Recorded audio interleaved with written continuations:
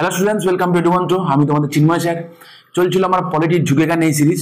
তো তোমরা জানো যে যেখানে আমি লক্ষ্মীকান্তের উপর ভিত্তি করে বিভিন্ন পরীক্ষায় যে কোশ্চেন্সগুলো এসেছে চ্যাপ্টার ওয়াইজ ধরে ধরে আমি তোমাদের করাচ্ছিলাম। তো অলরেডি আমি কিন্তু প্রায় শেষ করে দিয়েছি, একদম শেষের পথে। শুধুমাত্র আমার ইম্পর্টেন্ট আর্টিকেল, পার্টস এবং শিডিউল রিলেটেড যে কটা এমসিকিউ আছে সেটুকুনি বাকি আছে, যেগুলো আমি তোমাদেরকে একটার পর একটা করিয়ে দিচ্ছি। লাস্ট আমি তোমাদের ইম্পর্টেন্ট অ্যামেন্ডমেন্টগুলো কিন্তু সবকটা করিয়ে দিচ্ছি। এরপর বিভিন্ন লেকচার্সগুলো আছে তোমাদের WBCS এর মেন্সের আগে আমি বেশ কিছু লেকচার তোমাদের করিয়ে দিয়েছি, ইম্পর্টেন্ট কেসেস করিয়ে দিয়েছি, ডক্ট্রিন করিয়ে দিয়েছি, ইম্পর্টেন্ট অ্যামেন্ডমেন্ট, ইম্পর্টেন্ট আর্টিকেল, এই সমস্ত এগুলো ইম্পর্টেন্ট পলিটির জন্য লাগে, খুবই সবসময় কাজে লাগবে। তোমরা পারলে ওগুলো দেখে রেখো, তোমাদের সামনে কিন্তু WBCS এর প্রিলিমিনারি আছে, তোমাদের কিন্তু অবশ্যই হেল্প হবে। ঠিক আছে, তো চলো আজকের আমরা কি দেখবো না, মূলত ইম্পর্টেন্ট আর্টিকেল, পার্ট এবং শিডিউলের উপরে যে এমসিকিউজ গুলো, যেগুলো WBCS এর মেন্সে এবং WBCS এর প্রিলিমিনারিতে যেগুলো এসছে, এবং এই কোশ্চেনগুলো অন্যান্য পরীক্ষাগুলোতেও এসছে, শুধু আমি এই সালগুলো মেনশন করে নিয়ে যা। ঠিক আছে, তো সেগুলো আমরা একটার পর একটা আমরা সলভ করব।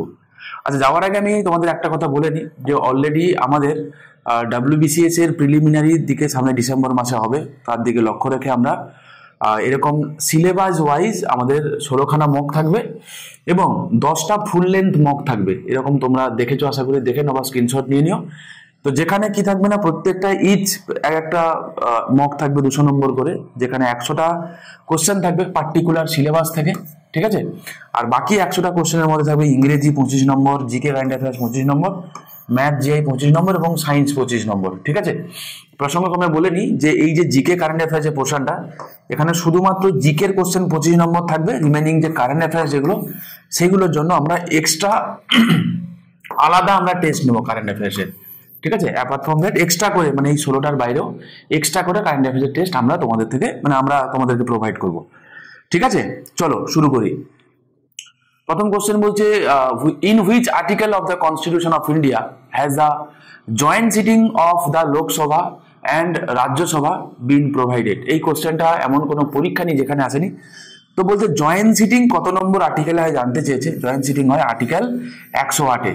ঠিক আছে, তো এই রিলেটেড বেশ কিছু জিনিস আমরা একটুখানি জেনে নিই। জেনারেলি হয় কি, কোনো অর্ডিনারি বিল, ঠিক আছে, কোনো অর্ডিনারি বিলের ক্ষেত্রে জয়েন্ট সিটিং এর প্রভিশনটা আছে।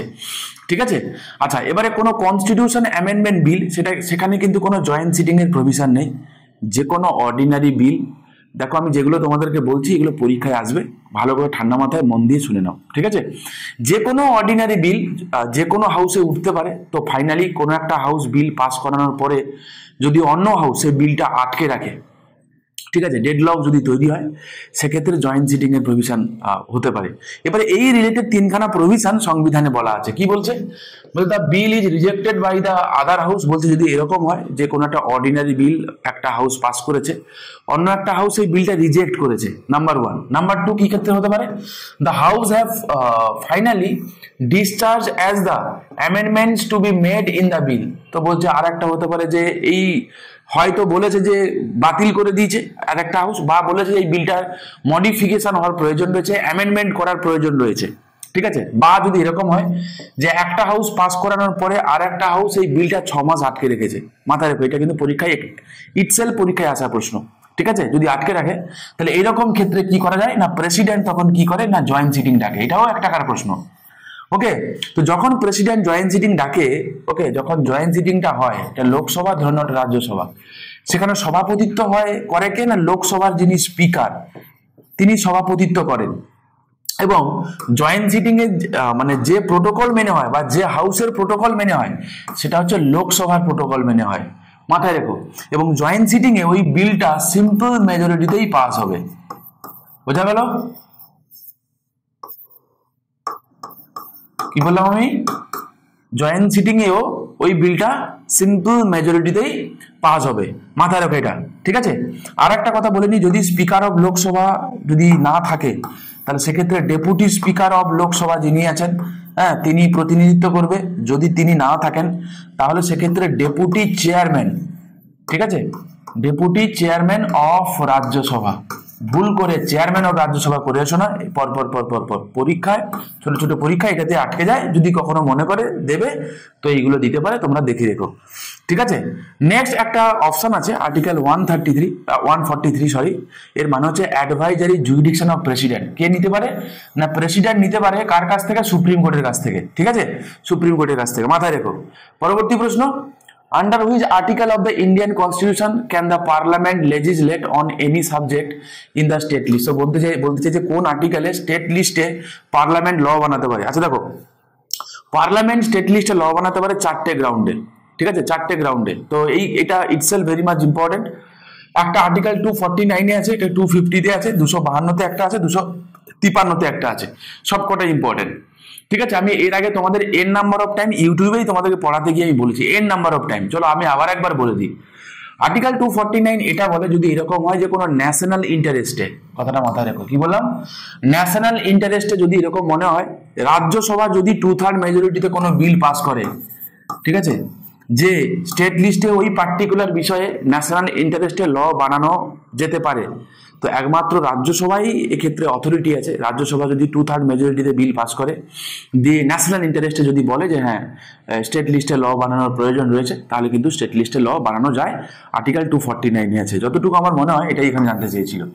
ঠিক আছে, রিমেনিং যেগুলো আছে আর্টিকেল 250, মাথায় রাখবে, parliament shall while a national emergency is in operation have the power to make laws in the state list। বলতে যদি জাতীয় জরুরি অবস্থা যদি জারি হয়, তো আমরা জানো যে we are federal in structure but unitary in spirit. ঠিক, দেখতে ফেডারেল, যুক্তরাষ্ট্রীয় কাঠামো, ভারতের সংবিধানের কোথাও এই যুক্তরাষ্ট্রীয় কাঠামোর কথা তো বলা নেই, সংবিধানের কোথাও কিন্তু উল্লেখ করা নেই, মেনশন করা নেই। তো দেখতে পাবো যে নর্মাল টাইমে ফেডারেশনের মতো বিহেভ করলেও ডিউরিং এমার্জেন্সি কি করে না, পার্লামেন্ট ল বানায়, ইউনিটারি হয়ে যায় তখন। ঠিক কি না? তো যেই কারণে আমরা বলি যে hour federation is a quasi federal, তাই না, কোয়াসি ফেডারেল স্ট্রাকচার, মাথায় রাখো। তো ন্যাশনাল এমার্জেন্সি যখন জারি হয় তখন স্টেট লিস্টে পার্লামেন্ট ল বানাতে পারে। আর্টিকেল 252 এটা বলে যে যদি 2 or more স্টেট, ঠিক আছে, 2 or more স্টেট যদি পার্লামেন্টকে রিকোয়েস্ট করে যে পার্টিকুলার কোনো সাবজেক্ট ম্যাটারে ল বানানো প্রয়োজন রয়েছে, তাহলে সেক্ষেত্রে পার্লামেন্ট চাইলে কি করতে পারে না, স্টেট লিস্টে ল বানাতে পারে। নেক্সট হচ্ছে আর্টিকেল 253, কি বলেছে না, parliament has right to make laws on state list for executing an international treaty বা এগ্রিমেন্ট। বলছে আন্তর্জাতিক কোনো ট্রিটি বা কোনো এগ্রিমেন্টকে এনফোর্স করার জন্য, লাগু করার জন্য, সেক্ষেত্রে পার্লামেন্ট স্টেট লিস্টে ল বানাতে পারে। প্রত্যেকটা আর্টিকেল কিন্তু মাথায় রেখো। ঠিক আছে, নেক্সট পরবর্তী প্রশ্ন, the right two constitutional remedy in the Indian Constitution is provided for under। তো বলছে the right two constitutional remedy, এটা কত নম্বর আর্টিকেলে রয়েছে জানতে চেয়েছে। দেখো কনস্টিটিউশনাল রেমেডি কথা আমরা দেখতে পাবো আর্টিকেল 32-তে রয়েছে, রাইট, আর্টিকেল 32-তে রয়েছে। আর্টিকেল 32-তে বেসিক্যালি দুখানা ক্লজ আছে, দুখানা ক্লজই ইম্পর্টেন্ট। আর্টিকেল 32 ক্লজ 1 এটা বলে the right to move the supreme court by appropriate proceedings for the enforcement of the rights conferred by this part is guaranteed। তো বলছে এরকম বলেছে যে এই পার্টে মানে পার্ট 3-তে মানে ফান্ডামেন্টাল রাইট যদি কারোর কোনো কারণে ভায়োলেট হয়, তাহলে সে সুপ্রিম কোর্টে অ্যাপ্রোচ করতে পারে, মুভ করতে পারে। ঠিক আছে, এইটা বলে। তার মানে আর্টিকেল 32 ইটসেলফ একটা ফান্ডামেন্টাল রাইট, সেটা আর্টিকেল 32 ক্লজ 1 বলে। এবারে কি বলছে না, সুপ্রিম কোর্ট এই ফান্ডামেন্টাল রাইট গুলোকে প্রোটেকশন দেওয়ার জন্য, ঠিক আছে, কি করতে পারে না, রিট ইস্যু করতে পারে।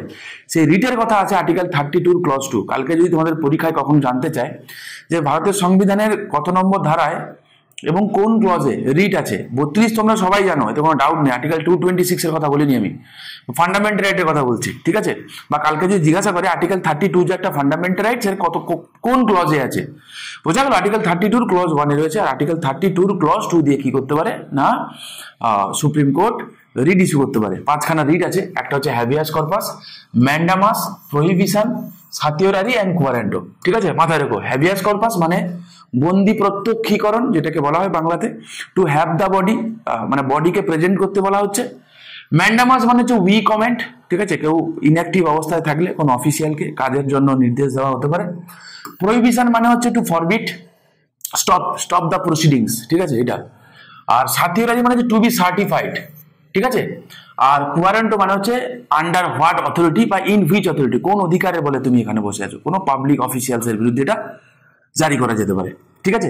রিমেনিং যে কটা আর্টিকেলস এখানে অপশনে রয়েছে তার মধ্যে আর্টিকেল 15 তোমরা জানো, the state shall not discriminate against any citizen হ্যাঁ on grounds only of religion, race, caste, sex, place of birth or any of them. তো বলছে কি স্টেট মাথায় রেখো, স্টেট কি করতে পারবে না যে কোনো সিটিজেনকে শুধুমাত্র এইগুলোর কোনো একটা গ্রাউন্ডে, ঠিক আছে, কি করতে পারবে না, না ডিসক্রিমিনেট করতে পারবে না। আমি এই রিলেটেড প্রচুর বার বলেছি প্রিভিয়াস, তোমরা আমার লেকচারগুলো যেগুলো আছে ইউটিউবে তোমরা দেখে নিও। আমি তো প্রমিস করতে পারি ছোট ছোট কেন WBCS এর প্রিলিমিনারি মেন্স সহ যা যা হয় তোমরা পরীক্ষা দাও, মানে পলিটি থেকে যা কোশ্চেন্স আছে আমি যা তোমাদের মানে ইলাবোরেশন যা তোমাদের করিয়েছি ইটস মোর দ্যান সাফিসিয়েন্ট। একবার ভালো করে দেখে নিও খালি, ঠিক আছে, একবার দেখে নিও, দেখে তোমরা যদি ভালো লাগে চাইলে তোমরা কমেন্ট করতে পারো, ঠিক আছে, আগে দেখে নাও। ওকে,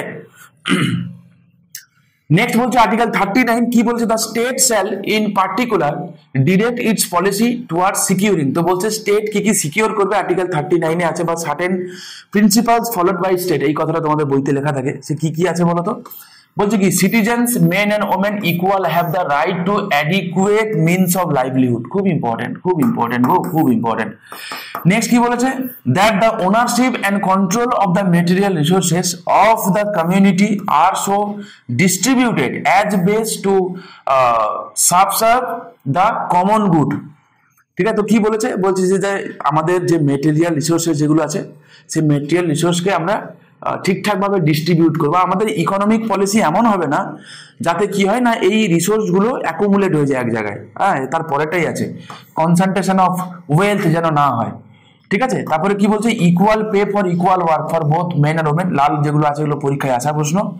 তারপরে কি বল, that the health and strength of workers men and women and the tender age of children are not abuse. তাহলে কি বলছে যে হেলথ এবং স্ট্রেংথ অফ ওয়ার্কার সেটা হতে পারে নারী পুরুষ এবং যারা চিলড্রেন আছে তাদেরকে যেন অ্যাবিউজ না করা হয়, ঠিক আছে। আর একটা কি বলেছে, that children are given opportunities and facilities to develop in a healthy manner, ঠিক আছে। তো চিলড্রেনদের হেলদি ম্যানারে ডেভেলপের কথা বলা হয়েছে এবং এটা অ্যাড করা হয়েছিল through 42nd constitution amendment act of 1976।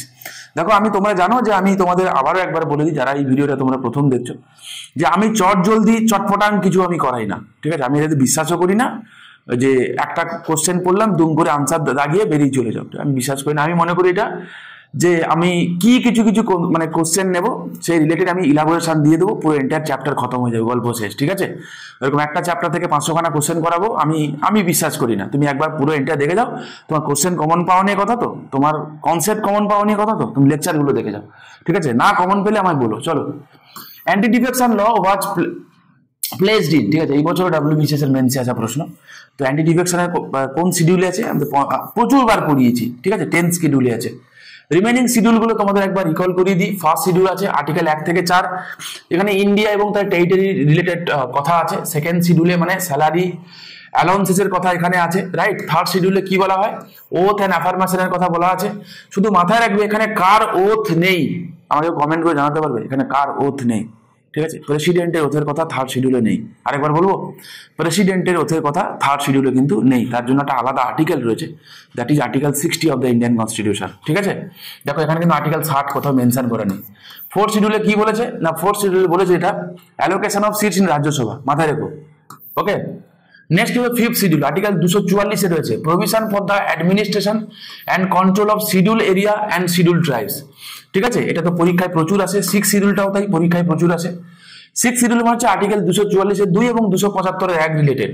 কি বলছে, provision made for the administration tribal areas in AMTM, তোমাদের বলতাম আমি, আসাম, মেঘালয়, ত্রিপুরা এবং মিজোরাম। এই বছর WBCS এর মেন্সে এই কোশ্চেনটা ছিল, ঠিক আছে। 7 শিডিউলে আর্টিকেল 246 রিলেটেড ছিল, আমরা দেখতে পাবো কি ছিল না, সরি এখনো আছে, মানে 7 শিডিউলের কথা দেখতে পাবো যে তিনটে যে লিস্ট, সেই তিনটে লিস্টের কথা এখানে আছে।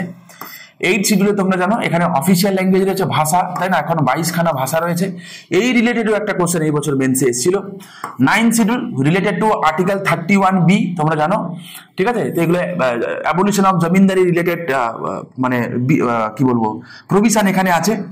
10 শিডিউল হচ্ছে আর্টিকেল 102 এর ক্লজ 2 এবং আর্টিকেল 191 এর ক্লজ 2, এখানে রয়েছে কি না অ্যান্টি ডিফেকশনের কথা। আর্টিকেল 102 ক্লজ 2 মানে রিলেটেড টু MP দের কথা বলা হয়েছে, আর 191 ক্লজ 2 তে বলেছে কারা না MLA বা MLC দের কথা বলা হয়েছে, ঠিক আছে। বা বলা ভালো যে স্টেট লেজিসলেচারের সদস্যদের কথা বলা হয়েছে, ঠিক আছে, member of state legislature MSL, okay, MSL দের কথা বলা হয়েছে। আচ্ছা, 11 শিডিউল আর্টিকেল 243G পঞ্চায়েতি রাজের কথা বলেছে, বা রুরাল গভর্নমেন্ট, তাই না, 3 স্ট্রাকচার পঞ্চায়েতি রাজ। আর 12 শিডিউলে কি রয়েছে না, মিউনিসিপ্যালিটি রয়েছে। ওকে, দেখে রাখো, এগুলো পরীক্ষায় কিন্তু মানে যা কিছু জিজ্ঞাসা করবে। আর সামনে কিন্তু WBCS প্রিলিমিনারি আছে, তো এখান থেকে কিন্তু পলিটি এবং ইকোনমি দেখতে গেলে পলিটি থেকে কোশ্চেনের পরিমাণ সব থেকে বেশি থাকে। ইকোনমি সিরিজটা আমি তোমাদের করাচ্ছি, আমি প্রচুর MCQ তোমাদের করাবো। যদি তোমাদের ভালো লেগে থাকে চাইলে তোমরা চ্যানেলটাকে সাবস্ক্রাইব করে রাখতে পারো, ঠিক আছে, আর রেগুলার তোমরা ভিজিট করো, কন্টেন্টগুলো তোমরা দেখে যাও। ওকে, মানে আমরা চেষ্টা করি এরকম উৎপটাং কিছু না দিয়ে তোমাদেরকে বিভ্রান্ত করার চেষ্টা করি না আর কি, ঠিক আছে, মানে কোয়ালিটি এডুকেশন দেওয়ার চেষ্টা করি।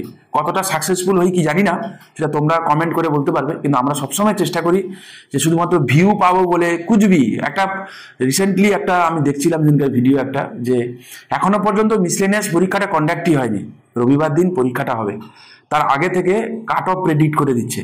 পসিবল কখনো? তোমরা বলো না, কখনো পসিবল কি?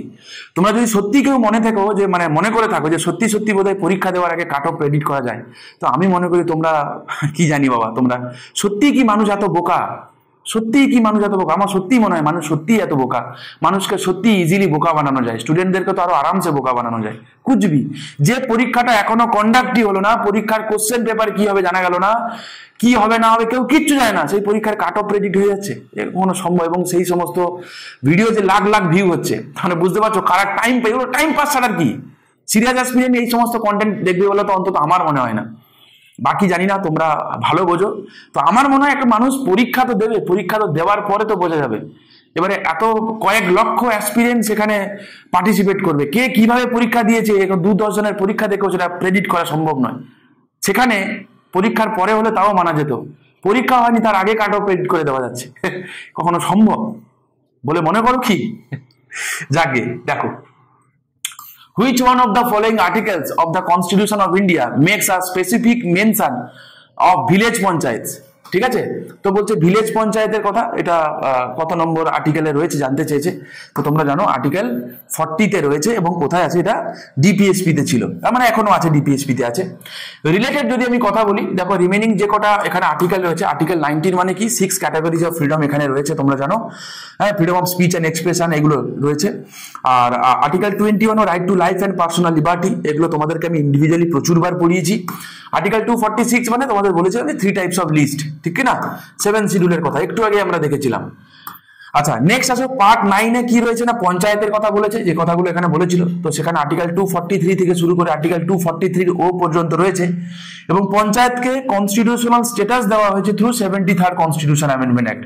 ঠিক আছে, ভারতবর্ষের প্রথম যে রাজ্যে পঞ্চায়েতি রাজ সিস্টেম চালু হয়েছিল তার নাম হচ্ছে নাগাইও ডিস্ট্রিক্ট অফ রাজস্থান। ঠিক আছে, নেক্সট হচ্ছে পার্ট 9-এ মিউনিসিপ্যালিটি, এটা 74th কনস্টিটিউশন অ্যামেন্ডমেন্ট অ্যাক্ট করে এটা লাগু হয়েছে। আর্টিকেল 243P থেকে ZG পর্যন্ত রয়েছে এটা। আর part 9B cooperative society, article 243 ZH থেকে শুরু করে ZT পর্যন্ত, added through 97th constitution amendment act. ঠিক আছে, পরীক্ষায় লাগবে ন্যাশনাল পঞ্চায়েতি রাজ ডে কবে পালন করা হয়। ঠিক আছে, ন্যাশনাল পঞ্চায়েতি রাজ ডে কবে পালন করা হয়, তো তুমি বলবে ন্যাশনাল পঞ্চায়েতি রাজ ডে পালন করা হয় কবে, 24th এপ্রিল। ঠিক আছে, 24th এপ্রিল। চলো নেক্সট, চলো দেখি, বলছে provisions regarding the panchayats are incorporated in which articles. Okay, তো এক্ষুনি আমি তোমাদের করালাম আর্টিকেল 243 থেকে 243 পর্যন্ত আছে, ঠিক কি না? তো D will be the right answer, চাপ নেই কোনো। পরবর্তী প্রশ্ন, যা panchayats are enshrined in which part of the constitution of India. Same question একই রকম ভাবে বিভিন্ন পরীক্ষা মানে বিভিন্ন ইয়ারে জানতে চেয়েছে। এইটুকু তোমরা দেখছো তো যে WBCS বা যে কোনো পরীক্ষা আমাদেরকে প্রিভিয়াস ইয়ার স্টাডি করাটা এই কারণেই প্রয়োজন। কেন প্রয়োজন না, তাহলে আমরা বুঝতে পারবো যে এন্টায়ার এত বড় সিলেবাস থাকলেও কোন কোন জায়গা থেকে কোন কোন সেই মানে কি কনসেপ্টস গুলো আমার জানা অবশ্যই বা অত্যাবশ্যক, যেখান থেকে আমাকে পরীক্ষায় কোশ্চেন দেবে। তুমি দেখো মোটামুটি পঞ্চায়েত থেকে আমি তোমাদের আগেও তো করিয়েছি, তুমি অ্যামেন্ডমেন্ট তোমাদের করিয়েছি প্রায় শেষের পথে, তুমি দেখতে পাবে যে যেই জোন থেকে মোটামুটি কোশ্চেন করছে পিএসসি বারবার ওই পার্টিকুলার জোনগুলো থেকেই ঘুরিয়ে ফিরিয়ে কোশ্চেন করছে। এই তো, ঠিক আছে, প্রিভিয়াস ইয়ারটা খুব ভালো করে যাও। Okay, the panchayat are enshrined in which part of the constitution of India? তো পঞ্চায়েতের কথা কোন পার্টে আছে? এটা আছে পার্ট 9-এ আছে। ঠিক কথা, তোমরা জানো যে থ্রু 7th constitution amendment act, okay 7th constitution amendment কি করা হয়েছিল না, পার্ট 7 কে, ঠিক আছে, পার্ট 7 এবং পার্ট 9 কে কি করা হয়েছিল, তুলে দেওয়া হয়েছিল। মনে আছে আশা করি, রিপিল করে দেওয়া হয়েছিল, পার্ট 9 কে রিপিল করে দেওয়া হয়েছিল। অরিজিনালি পার্ট 9 এ ছিল তোমার হচ্ছে ওই যে ডি ক্যাটাগরির যে রাজ্য, ডি ক্যাটাগরির যে স্টেট গুলো ছিল, তোমরা মানে মনে আছে আশা করি, আন্দামান নিকোবরের কথা এখানে ছিল অরিজিনালি। ঠিক আছে, পরবর্তীকালে কি করা হয় না, পরবর্তীকালে যেটা করা হয় যে আন্দামান নিকোবরকে ইউটি করে দেওয়া হয়, তো পার্ট 9 খালি থেকে যায়, মানে 7th কনস্টিটিউশন অ্যামেন্ডমেন্ট অ্যাক্ট যেটা হয়েছিল 1956-এ, বলে দেওয়া ভালো। ঠিক আছে, অনেক পরে 1992-তে গিয়ে 73rd কনস্টিটিউশন অ্যামেন্ডমেন্ট অ্যাক্ট করে কি করেন, এখানে পঞ্চায়েত অ্যাড করা হয়। তাহলে এই 56 থেকে 92 এই সময়টা কি ছিল, পার্ট 9 যেটা সেটা কিন্তু ফাঁকা ছিল। এখনো পর্যন্ত পার্ট 7 কিন্তু খালি আছে, বোঝা গেল, এবং সেটাকে তুলে দেওয়া হয়েছে through 7th constitution amendment act করে, পরীক্ষায় আসে। ঠিক আছে, তো পঞ্চায়েতি রাজ তোমরা জানো যেটা 3 টায়ার পঞ্চায়েতি রাজ আছে, আগেও তোমাদের প্রচুরবার বলেছি, আবার একবার বলে দিই। সবার তলায় রয়েছে কি জিপি আমরা বলি, বা ভিলেজ পঞ্চায়েত বলি আমরা, ঠিক আছে, বা গ্রাম, তার উপরে বলা হয় কি পঞ্চায়েত সমিতি, এটা থাকে তোমার হচ্ছে ব্লক লেভেলে। আর সবার উপরে থাকে কি জেলা লেভেলে থাকে তোমার হচ্ছে জেলা পরিষদ। ঠিক আছে, তাহলে হলো 3টে। জেলা পরিষদের যিনি পলিটিক্যাল হেড তাকে বলা হয় সভাধিপতি, পঞ্চায়েত সমিতি যিনি পলিটিক্যাল হেড তাকে বলা হয় সভাপতি, আর যিনি জিপি মানে ভিলেজ পঞ্চায়েতে যিনি পলিটিক্যাল হেড হন তাকে বলা হয় পঞ্চায়েত প্রধান। ঠিক আছে, তো এগুলো মাথায় রেখে এগুলো পরীক্ষায় আসে আর কি। নেক্সট বলছে which article was given effect two by the 73rd amendment act. তো সেম কোশ্চেন রিপিট করেছে, আনসার কি হবে, আনসার 40। আগে দিয়েছিল কিন্তু দেখো, আগে কোশ্চেনটা দিয়েছিল এই যেটা, which of the following article of constitution of India make specific mention of village panchayat. ঠিক আছে, জাস্ট কোশ্চেনটা এটা, এই আগের কোশ্চেনটা দেখো, দেখলে বুঝতে পারবে যে WBCS এর 14, 18, 16 প্রিলি 16তে এসছে কোশ্চেনটা। আচ্ছা, সেম কোশ্চেনটা এখানে তুমি দেখো, দেখলে বুঝতে পারবে যে WBCS মেন্স 2021 সালে এসে খালি এটা অ্যাড করে দিয়েছে। খালি চেঞ্জেস এর কি হয়েছে বলো তো, বেকার বেকার কোনো চেঞ্জেসই হয়নি। ওকে, আচ্ছা সেম কথা পুনরায় আবার রিপিট হয়েছে, এগুলো তোমাদেরকে আমি করিয়ে দিয়েছি অলরেডি। ওকে, PV নরসিমহা রাও ছিল সেই সময়, যখন পঞ্চায়েতি রাজ সিস্টেম যখন ইন্ট্রোডিউস হয় তখন প্রাইম মিনিস্টার ছিল। পঞ্চায়েতের আন্ডারে 29খানা সাবজেক্ট ম্যাটার আছে, মাথায় রেখো, পরীক্ষা এগুলো কিন্তু আসে। আর পঞ্চায়েতের কথা আছে কিন্তু 11th শিডিউলে, শিডিউলের দিক থেকে দেখতে গেলে 11th শিডিউল। আচ্ছা, the residuary power of legislation are vested in the parliament in India, the residuary provision are found in which article. আচ্ছা, প্রথমে আসলে রেসিডুয়ারি মানে কি, রেসিডুয়ারি বলতে বোঝায় আর্টিকেল 246-এ। ঠিক আছে, কি আছে না 7th শিডিউলে 246-এ 3টে লিস্ট আছে, right, union list, state list আর হচ্ছে কনকারেন্ট লিস্ট, আছে কিনা। যদি এমন কোনো সাবজেক্ট ম্যাটার থাকে যেটা 3টে লিস্টের কোথাও মেনশন করা নেই, বোঝা গেল কি বললাম, যদি এমন কোনো সাবজেক্ট ম্যাটার থাকে, যেমন ধরো পাবলিক অর্ডার, এটা হচ্ছে স্টেট লিস্টে আছে। ঠিক আছে, হেলথ, স্যানিটেশন, আমি যদি বলি নর্মাল, যদি বলি ধরো ফরেস্ট, কনকারেন্ট লিস্টে আছে। ঠিক আছে, রেলওয়ে ইউনিয়ন লিস্টে আছে, ইন্স্যুরেন্স ইউনিয়ন লিস্টে আছে। তো এরকম তো পার্টিকুলার সাবজেক্ট ম্যাটার গুলো তো পার্টিকুলার লিস্ট থেকে বিলং করে। এগ্রিকালচার স্টেট লিস্টে বিলং করে, অ্যানিমেল হাজবেন্ডারি, ফিশারি, এগুলো সব স্টেট লিস্টে বিলং করে। তো আমি এটা বলছি, যদি এমন কোনো সাবজেক্ট ম্যাটার থাকে যেটা 3টে লিস্টের কোথাও মেনশন করা নেই, ঠিক আছে, তো 3টের কোথাও নেই, তাহলে সেক্ষেত্রে কি হবে না, সেই সাবজেক্ট ম্যাটারকে বলা হবে রেসিডুয়ারি সাবজেক্ট ম্যাটার। বোঝা গেল কি বললাম। আর কোনো একটা সাবজেক্ট ম্যাটার রেসিডুয়ারি কিনা সেটা ডিসাইড করে কে বলো তো, ডিসাইড করে সুপ্রিম কোর্ট। ঠিক আছে, এটা মাথায় রাখবে, মাথায় রাখবে। এই জাতীয় কন্টেন্ট তোমরা কোথাও পাবে না, নিশ্চিত করে বলতে পারি। দেখে যাও, যদি কখনো এরকম মানে 2025 সাল থেকে তুমি ধরে নাও যে মেন্সটা যদি হয় ইউপিএসসি স্টাইলে করতে চাইছে, ইউপিএসসির মতো হুবহু না হলেও তুমি এটা মোটামুটি প্রেডিক্ট করে চলো যে মোটামুটি এখন যেমন মেন্স হয় তখন মোটামুটি ধরে রাখো যে প্রিলিমিনারিটা সেরকম স্ট্যান্ডার্ডেই হবে আর কি। তো যদি তাবড়তোড় ঠিকঠাক করে প্রিপারেশন না নাও, বেকার তোমার সময়টা নষ্ট হবে, জওয়ানি নষ্ট হবে, বড় কথা হচ্ছে এটা, West of time and West of money as well. ঠিক আছে, মানি তো তাও রিকভার করা যায়, কিন্তু টাইম রিকভার করা যায় না। জওয়ানিকে রিকভার তুমি কি করে করবে বলো তো। তো বেটার হয় সিরিয়াসলি পড়াশোনা করো, একদম ঠিকঠাক জানো, ঠিকঠাক ভাবে পড়ো। তাতে কি হবে, একটু কোশ্চেন পেপার যদি একটু উল্টো পাল্টা করেও দেয়, একটু যদি দেয়, তাতে তোমার মাথা কাটবে, ভালো করে করতে পারবে আর কি। ঠিক আছে, এই জন্যই বল, আর কিছু না। তো সুপ্রিম কোনো একটা সাবজেক্ট ম্যাটার রেসিডুয়ারি ম্যাটার কিনা কে ডিসাইড করে, ডিসাইড করে কে supreme court and supreme court, মাথায় রেখো। এবারে ওই পার্টিকুলার রেসিডুয়ারি ম্যাটারে ল বানাতে পারবে one and only union legislature বা পার্লামেন্ট, ঠিক আছে, বা পার্লামেন্ট। আচ্ছা, অনেকে তোমাদের মধ্যে একটা মিসকনসেপশন আছে, আমি বলে দিই কি মিসকনসেপশন। সেটা তোমরা ভাবো ইউনিয়ন লেজিসলেচার আর পার্লামেন্ট সেম, ঠিক আছে, না সেম নয়। পার্লামেন্টের একটা ভাগ হচ্ছে ইউনিয়ন লেজিসলেচার, বোঝা গেল? কেন না, ইউনিয়ন লেজিসলেচার কনসিস্ট অফ দুটো হাউস নিয়ে তৈরি হয় ইউনিয়ন লেজিসলেচার, ঠিক আছে। লেজিসলেচার মানে ল বানায়, লেজিসলেটিভ। প্রেসিডেন্ট কি লেজিসলেটিভ বডি? প্রেসিডেন্ট কি একজন লেজিসলেচার? নয় তো, তিনি একজন executive, mind it. Okay, president কে? তিনি একজন এক্সিকিউটিভ। কখনো কখনো তিনি লেজিসলেটিভ কাজ করেন যখন তিনি অর্ডিন্যান্স বানান, রাইট? আর্টিকেল 123 তে আছে, জানো তোমরা। তাহলে ইউনিয়ন লেজিসলেচার মানেই পার্লামেন্ট নয়। আমরা বলার জন্য বলে থাকি ঠিক কথা, ভুল কথা, ঠিকটা জেনে রাখো, ঠিক আছে। ইউনিয়ন লেজিসলেচার মানেই কিন্তু পার্লামেন্ট নয়। তাহলে ইউনিয়ন লেজিসলেচার কনসিস্ট অফ শুধুমাত্র দুটো হাউস, ওকে, লোকসভা এবং রাজ্যসভা, ওকে, আর কেউ নেই। ইউনিয়ন লেজিসলেচার, গল্প শেষ। পার্লামেন্ট মানে plus president equals to parliament, okay. তাহলে পার্লামেন্টের ভিতরে কে থাকে না, পার্লামেন্টের ভিতরে থাকে ইউনিয়ন লেজিসলেচার এবং এক্সিকিউটিভ, ওকে, নিয়ে তৈরি হয় পার্লামেন্ট। পার্লামেন্ট মানেই কিন্তু ইউনিয়ন লেজিসলেচার নয়, বোঝা গেল কি বললাম আমি? চলো তাহলে এবারে আসো, কি বললাম যে এর উপর ল বানাতে পারে কে? One and only parliament. এবার গল্পটা হচ্ছে কি, যে ল বানাতে পারবে, লটা ফাইনালি অ্যাক্ট তখনই হয় যখন প্রেসিডেন্ট তাকে কি করে, সম্মতি দেয়, তবেই হবে, আদারওয়াইজ নয়। আচ্ছা, কি কথায় প্রসঙ্গে আমি এখানে এসেছিলাম বলো তো? হ্যাঁ, রেসিডুয়ারির কথা। তো একটা জামানা ছিল যখন এই রেসিডুয়ারি সাবজেক্ট ম্যাটারের উপরে ল বানাতে পারতো। কে বানাতে পারতো বলতো? তখন বানাতো গভর্নর জেনারেল, ঠিক আছে, গভর্নর জেনারেল বা ভাইসরয়, ঠিক আছে। মাথায় রেখো, এটাও পরীক্ষায় দেয়, যে হিস্টোরিক্যাল ব্যাকগ্রাউন্ড তোমরা পড়তে গিয়ে দেখতে পাবে যে একটা জামানা ছিল যখন এই রেসিডুয়ারি সাবজেক্ট ম্যাটারের উপর ল বানাতে পারতো, একটা জামানা ছিল, ঠিক আছে। গভর্নর জেনারেল বা ভাইসরয়, অপশনে যা থাকবে তাই করো। জেনারেলি গভর্নর জেনারেল অপশনে রাখে, ভাইসরয় রাখে না। যদিও আমরা দেখতে পাবো কি 1858 এর পর থেকে গভর্নর জেনারেলটা ভাইসরয় হয়ে যায়, তা সত্ত্বেও আমরা দেখতে পাই, ওকে। তো মাথায় রেখো, এটা দুটো একসঙ্গে দেবে না, চাপ নেওয়ার কোনো কারণ নেই, ওকে। আচ্ছা চলো, নেক্সট কোশ্চেন কি আছে একটুখানি দেখে নি। Doctrine of pleasure was introduce in, তো বলছে ডক্ট্রিন অফ প্লেজার, এটা এই বছরও WBCS এর মেন্সে আসা প্রশ্ন। আমি তোমাদের মেন্সের আগে ইম্পর্টেন্ট ডক্ট্রিন গুলো তোমাদের করিয়ে দিয়েছিলাম, সেখানেও করিয়ে দিয়েছিলাম। স্টেট কার্ড আগে যেই কোশ্চেন ছিল সেই কোশ্চেনটাই হুবহু দিয়েছে, কোনো চেঞ্জেস করেনি। তো আমি ভেবেছিলাম চেঞ্জেস হয়তো করতে পারতো, ঠিক আছে। ডক্ট্রিন অফ প্লেজার আর্টিকেল 310 আমি তোমাদের আগেও করিয়েছি, প্রচুর বার করিয়ে, চলো আরেকবার দেখে নাও।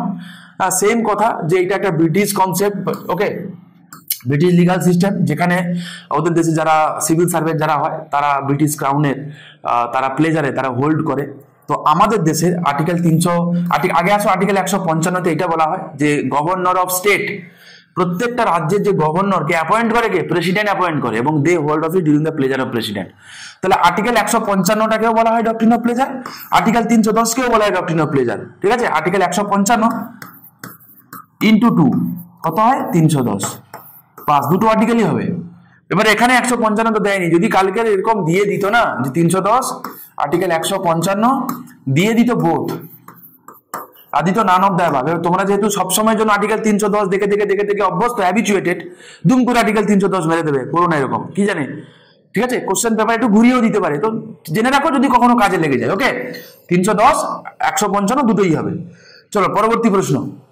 Which article of the Constitution of India provides that it should by the endeavor of every state and every local authority to provide adequate facility for instruction in the mother tongue at the primary stage of education to linguistic minority group? আমি তোমাদের আগেও তোমাদের করিয়েছি এটা, যখন আমি important article গুলো করিয়েছিলাম এবং ইম্পর্টেন্ট অ্যামেন্ডমেন্ট করিয়েছিলাম, সেখানে আমি তোমাদের করিয়েছিলাম, রাইট। তো এটা আছে কোথায়? আর্টিকেল 350-এর এতে রয়েছে। দেখো, 7th কনস্টিটিউশন অ্যামেন্ডমেন্ট অ্যাড করে দুখানা প্রভিশন অ্যাড করা হয়, একটা হচ্ছে আর্টিকেল 350-এর এ এবং আর্টিকেল 350-এর B.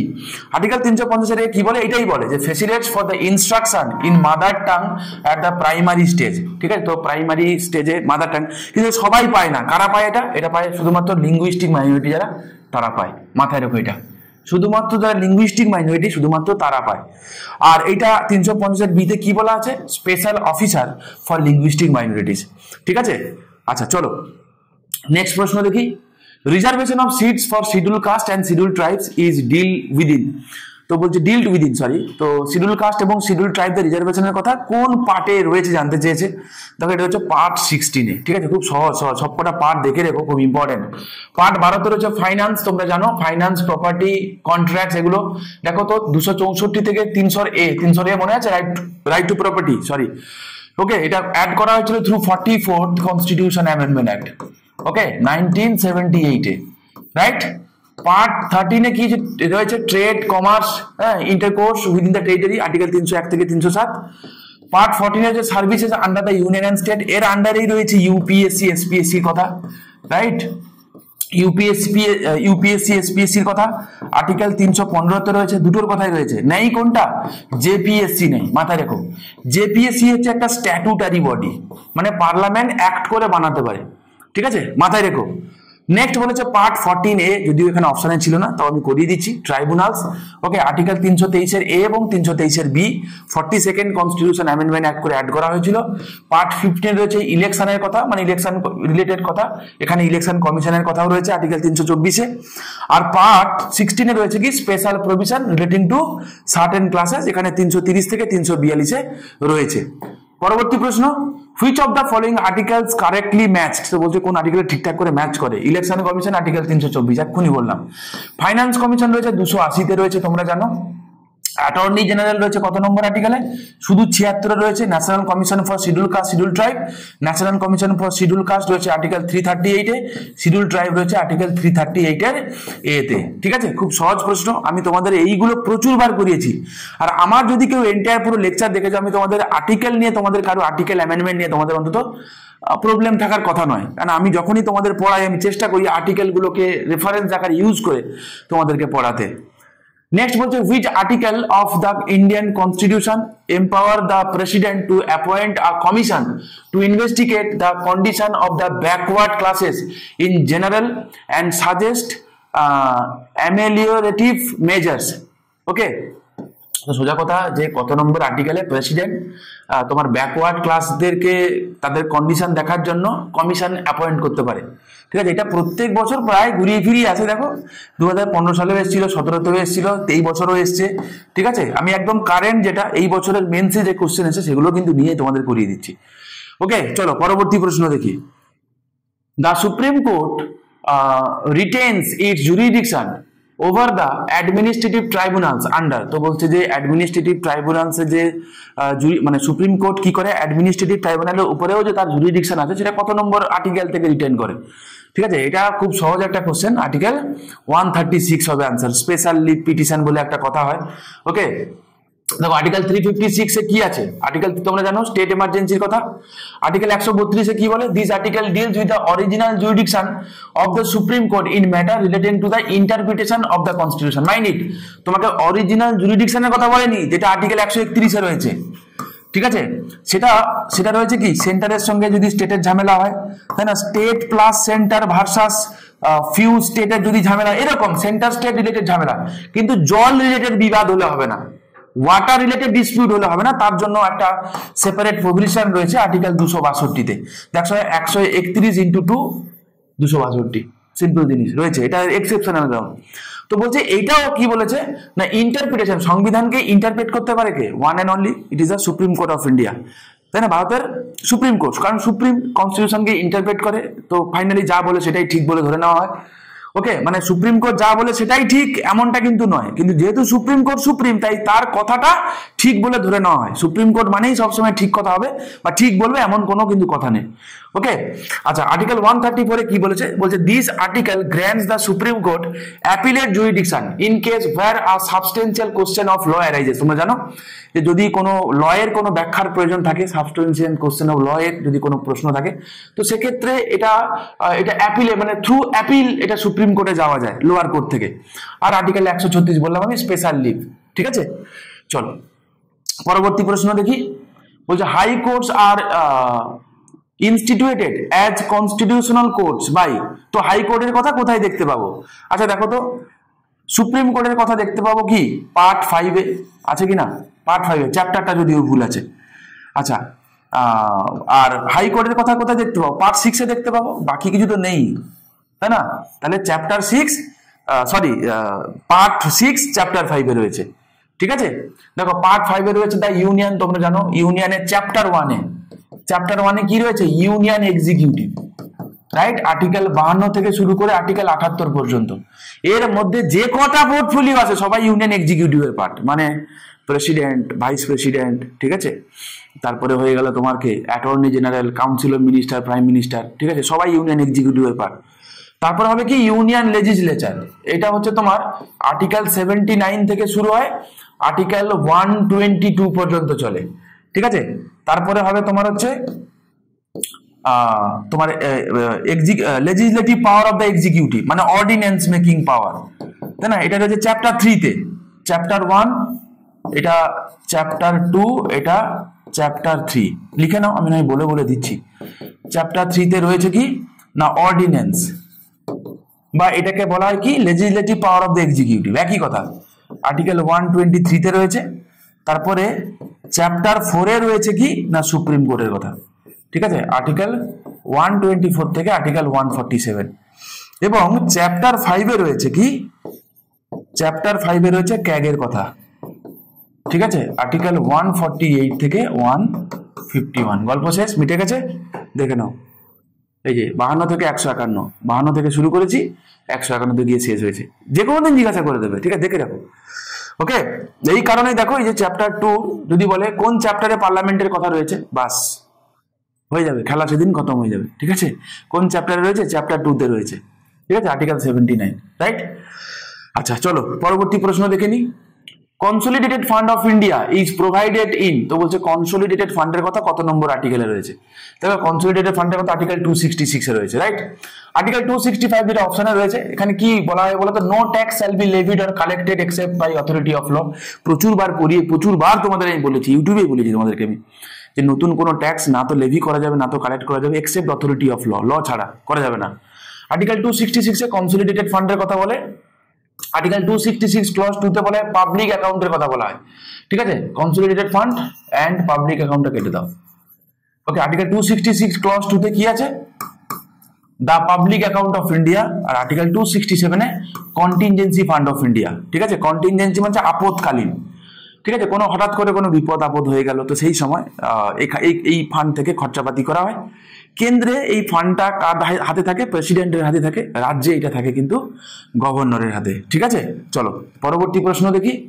The provisions regarding the union and state relations R contained in which part of the constitution of India, তো সেন্টার স্টেট রিলেশন কোন পার্টে রয়েছে, পাতি কোশ্চেন পার্ট 11 এ রয়েছে, তো বাকি তোমরা জানো তো, তাই না, পার্ট 9 পঞ্চায়েত, পার্ট 10 এ তোমার শিডিউল অ্যান্ড ট্রাইবাল এরিয়া একটু আগে করিয়েছি, পার্ট 11 তে সেন্টার স্টেট রিলেশন, আর্টিকেল দেখে রাখো 245 থেকে 263, ঠিক আছে। আচ্ছা, আর পার্ট 12 এ কি ফাইন্যান্স, প্রপার্টি, এগুলোর কথা রয়েছে। পরবর্তী প্রশ্ন, which schedule of the constitution of India distribute power between union and state, ঠিক আছে। আচ্ছা কি বলছে, ডিস্ট্রিবিউটস পাওয়ার বিটুইন ইউনিয়ন অ্যান্ড স্টেট, তো বলো কোন শিডিউল হবে, স্বাভাবিকভাবে 7 শিডিউল হবে, ঠিক কিনা, 7 শিডিউল, আর্টিকেল 246 করিয়েছিলাম তোমাদেরকে আমি, ঠিক কিনা, 3টে লিস্ট আছে এখানে। আচ্ছা ফার্স্ট শিডিউলে কি আছে, 1 থেকে 4 মানে ইন্ডিয়া এবং তার টেরিটরির কথা আছে। সেকেন্ড শিডিউলে কি রয়েছে, তোমাদের আগে বলেছি স্যালারি এবং অ্যালাউন্সেস এর কথা রয়েছে, রাইট। থার্ড শিডিউল এখানে নেই। আর 6 শিডিউলে কার কথা রয়েছে, এএমটিএম এর কথা, রাইট, আসাম, মেঘালয়, ত্রিপুরা এবং মিজোরাম, ঠিক আছে। এই জন্য তোমাদেরকে আমি বলি বাবা, যে যখন পড়বে আনসারের সাথে সাথে অপশন গুলো কারণ না কারোর তো আনসার, সেগুলো ট্যালি করে পড়বে, দেখতে পাবে এই বছর মেন্সে এই 6 শিডিউল থেকে কোশ্চেন ছিল। আরে হতে পারে যে অপশন গুলো রয়েছে সেগুলো তো কারণ না কারোর আনসার রে বাবা, দেখে রাখো। আর পরীক্ষা এটা না দিলে উল্টে সেটাও দিতে পারে কেন, দেয়ও, এটাই হয়, মানে এভাবেই হয় আর কি। চলো আজকের মতো লাস্ট প্রশ্ন দেখে নিই। Which article of the Constitution of India provides personal immunity to the head of the state for his official act from legal action including proceedings for contempt of court, ঠিক আছে। রিসেন্টলি আমাদের পশ্চিমবঙ্গে এরকম একটা ঘটনা ঘটে গেছে, বা এরকম একটা ঘটনা নিয়ে মানে উত্থাপন হয়েছিল, ঠিক আছে, ঠিক ভুল তো পরের কথা উঠেছিল, তোমরা জানো। আর্টিকেল 14 তে বলা হয় equality before law and equal protection of loss, আমি আগে যে তোমাদের পড়িয়েছিলাম, রাইট। এবং বলতে কি যখন ফান্ডামেন্টাল রাইট পড়িয়েছিলাম মনে করো এমসিকিউতে গিয়ে, বলেছিলাম যে এর বেশ কিছু এক্সেপশনাল আর্টিকেল আছে, তার মধ্যে একটা আর্টিকেল হচ্ছে কি আর্টিকেল 361, একটা হচ্ছে আর্টিকেল 195 বলেছিলাম কি না, একটা হচ্ছে আর্টিকেল 194, একটা বলেছিলাম আর্টিকেল 105, হ্যাঁ ঠিক, একটা বলেছিলাম আর্টিকেল 31, হ্যাঁ 31 এর সি, বলেছিলেন কিনা যে এই আর্টিকেল গুলো যেগুলো আছে, তো এইগুলো হচ্ছে আর্টিকেল 14 এক্সেপশন। তো আমাকে জানতে চেয়েছে যে কি এক্সেপশন রয়েছে না। আর্টিকেল 361-তে যে এক্সেপশন বলা হয় যে প্রেসিডেন্ট তার কাজকর্মের জন্য তিনি কোনো কোর্টে আনসারেবল থাকবেন না, প্রথমত নাম্বার 1 কথা। 2 নম্বর কথা কি বলেছে, প্রেসিডেন্ট এবং গভর্নর সবার জন্যই অ্যাপ্লিকেবল, যে তাদের বিরুদ্ধে কোনো ক্রিমিনাল প্রসিডিংস তোলাই যাবে না। তারপরে কি বলেছে যে ভারতবর্ষে এক্সিস্ট করে এমন কোনো কোর্ট তাদেরকে এমন কোনো অর্ডার দেবে না যার জন্য প্রেসিডেন্ট কিংবা গভর্নরের কি হয়, ইমপ্রিজনমেন্ট হয়, জেল হয়, ঠিক আছে, হবে না। আর কি, নো ক্রিমিনাল প্রসিডিং, তাদের বিরুদ্ধে কোনো ক্রিমিনাল প্রসিডিংসও তোলা যাবে না, ঠিক আছে। কিন্তু তোলা যেতে পারে তাকে তার আগে 2 মাসের প্রায়র নোটিশ দিতে হবে। যে কি কথাগুলো বললাম মাথায় রেখো, পরীক্ষায় কিন্তু আসে, ঠিক আছে। তো আজকের এই পর্যন্ত রইল। তোমরা যারা এত সময় সত্যি সত্যি ধৈর্য ধরে দেখলে তাদেরকে অসংখ্য ধন্যবাদ। আর তোমাদেরকে বলবো আমাদের কোয়ালিটি মক টেস্ট কিন্তু চলছে অলরেডি।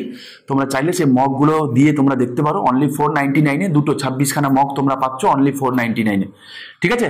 ভালো থেকো। যদি তোমাদের ভালো লেগে থাকে চাইলে তোমরা লাইক করতে পারো, তোমরা চাইলে কমেন্ট করতে পারো, তোমাদের মতামত বন্ধুদের মধ্যে শেয়ার করো। জুড়ে থাকো আমাদের সাথে। নেক্সট দিন আসছি, বাকি রিমেনিং যে কটা আছে 5টা 6টা হয়তো হবে এরকম করে, যে তোমাদের ইন্টার পলিটি টার্ম ফাইনালি শেষ করব, ঠিক আছে। চোখ রাখো, ইকোনমি সিরিজটাও তোমরা দেখতে থাকো, সামনে কিন্তু প্রিলিমিনারি আছে, করাবো প্যারালালি। আমি তোমাদের চেষ্টা করছি একটা রেগুলার ভিত্তিতে একটা এডিটোরিয়াল সেকশন যদি তোমাদের করানো যায়, ঠিক আছে। তোমরা পাশে থাকলেই কিন্তু সেটা আমি রেগুলার করাবো। ভালো থেকো, দেখা হচ্ছে নেক্সট ভিডিওতে।